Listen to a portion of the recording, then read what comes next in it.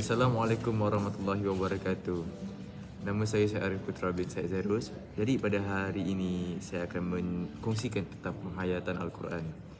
Jadi ayat yang pertama yang saya akan berkongsikan adalah daripada surah Al-Baqarah, iaitu Bismillahirrahmanirrahim. Wa aqimus salata wa atuz zakata warraka'u ma'ar raki'in. Maksudnya, dan dirikanlah solat, tunaikanlah zakat, dan rukuklah beserta orang yang rukuk. Jadi tafsiran daripada ayat ini adalah firman-Nya. Artinya Allah Ta'ala memerintahkan kepada ahli kitab untuk mengerjakan solat bersama Rasulullah SAW. Firman-Nya arti Allah juga memerintahkan kepada ahli kitab untuk mengeluarkan zakat, iaitu dengan menyerahkannya kepada Rasulullah SAW. Mubarak bin Fudalah meriwayatkan dari Al-Hasan Al-Basri, katanya pembayaran zakat itu merupakan kewajiban yang mana amal ibadah tidak akan manfaat kecuali dengan menunaikannya dengan mengerjakan solat. Artinya Allah Ta'ala menyuruh mereka untuk rukuk bersama orang-orang yang rukuk dari umat Muhammad SAW, dan ikutlah bersama mereka dan bahagian dari mereka. Jadilah bersama orang-orang mukmin berbuat yang baik. Di antara amal kebaikan yang paling khusus dan sempurna itu adalah solat. Banyak ulama yang menjadikan ayat ini sebagai dalil yang menunjukkan kewajiban solat berjemaah. Jadi surah yang kedua adalah ayat yang seterusnya adalah daripada surah An-Nisa. Bismillahirrahmanirrahim.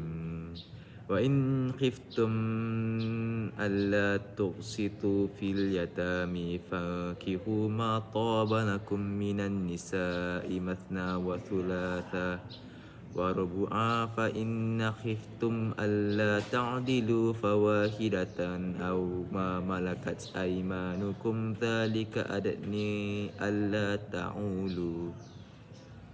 Maksudnya, dan jika kamu takut tidak berlaku adil terhadap perempuan-perempuan yatim bila kamu berkahwin dengan mereka, maka berkahwinlah dengan sesiapa yang kamu berkenan dan perempuan-perempuan lain, 2, 3 atau 4. Kemudian jika kamu bimbang tidak akan berlaku adil di antara isteri-isteri kamu, maka berkahwinlah dengan seorang sahaja, atau pakailah hamba-hamba perempuan yang kamu miliki.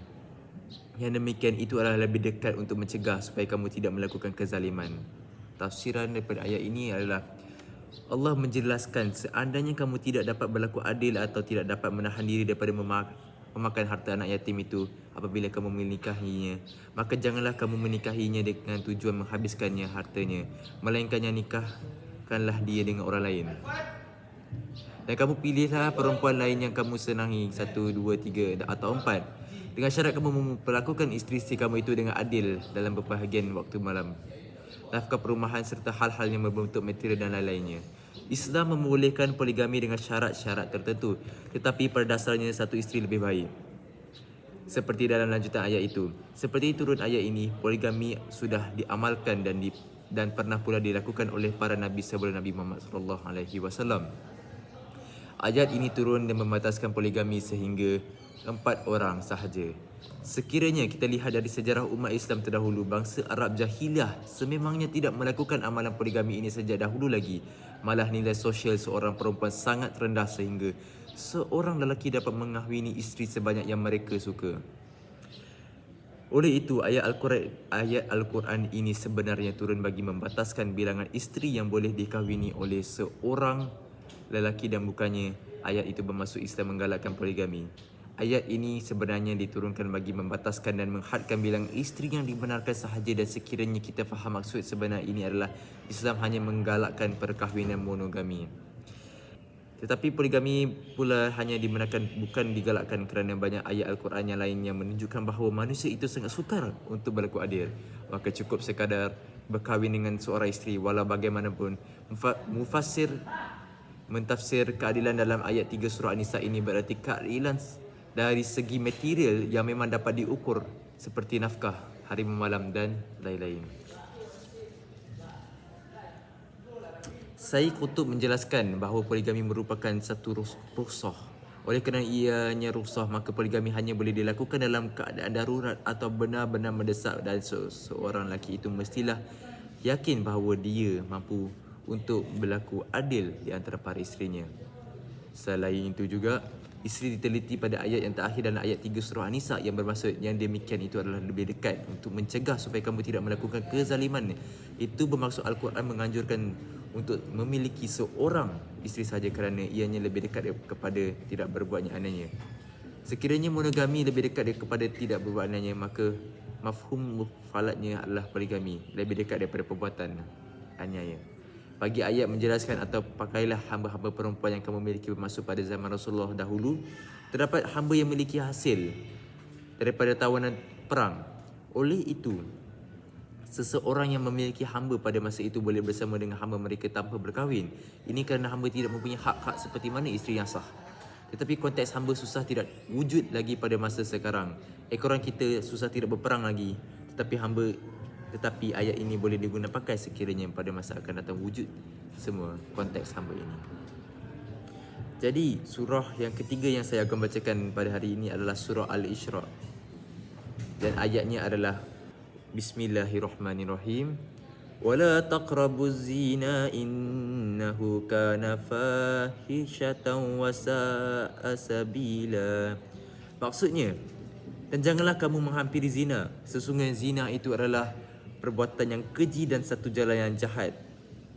Tafsiran daripada ayat ini adalah dalam tafsir Ibnu Katsir juzuk 5 hal 72 dijelaskan bahawa Allah Subhanahu Wa Taala melarang hamba-Nya untuk berbuat zina dan mendekati sesuatu yang boleh menyebabkan penzinaan. Kerana zina itu adalah fahisyah, yakni termasuk dosa besar dan paling buruknya jalan kemaksiatan. Pandangan ahli tafsir berkaitan dengan mendekati zina ini adalah hukumnya haram. Melakukan hal-hal yang dapat membawa ke perzinaan saja sudah diharamkan, apatah lagi melakukan zina. Tentunya dosanya jauh lebih besar lagi. Semoga kita dan keluarga serta saudara-saudara kita jauhkan dari perbuatan tersebut. Ayat yang terakhir yang saya akan bacakan pada hari ini adalah daripada surah Al-Mutaffifin. A'udzubillahi minasyaitonirrajim. Bismillahirrahmanirrahim. Wailul lil mutaffifin alladzina idza iqtalu 'alan nasi yamtawfun wa idza kaluhum aw wazanuhum yukhsirun. Maksudnya, kecelakaan besar bagi orang-orang yang curang dalam timbangan dan sukatan, iaitu mereka yang apabila menerima sukatan dari orang lain mereka mengambilnya dengan cukup, dan apabila mereka menyukat atau menimbang untuk orang lain mereka kurangi. Jadi tafsiran daripada ayat ini adalah azab dan kehinaan yang besar pada hari kiamat disediakan bagi orang-orang yang curang dalam menakar dan menimbang. Allah Subhanahu Wa Taala telah menyampaikan ancaman yang keras kepada orang-orang yang curang, yang menakar dan menimbang yang terjadi di tempat-tempat jual beli di Mekah dan Madinah pada waktu itu. Diriwayatkan bahawa di Madinah ada seorang lelaki bernama Abu Juhainah. Dia mempunyai dua jenis lakaran, yang besar dan yang kecil. Bila ia membeli gandum atau kurma dari para ahli petani, ia menggunakan takaran yang besar. Akan tetapi jika ia menjual kepada orang lain, ia mempergunakan takaran yang kecil. Perbuatan seperti itu menunjukkan adanya sifat tamak, ingin mencari keuntungan bagi dirinya sendiri walaupun dengan jalan merugikan kepada orang lain. Jadi sampai di sini sahaja penghayatan Al-Quran yang saya sampaikan. Terima kasih untuk mendengar. Assalamualaikum warahmatullahi wabarakatuh.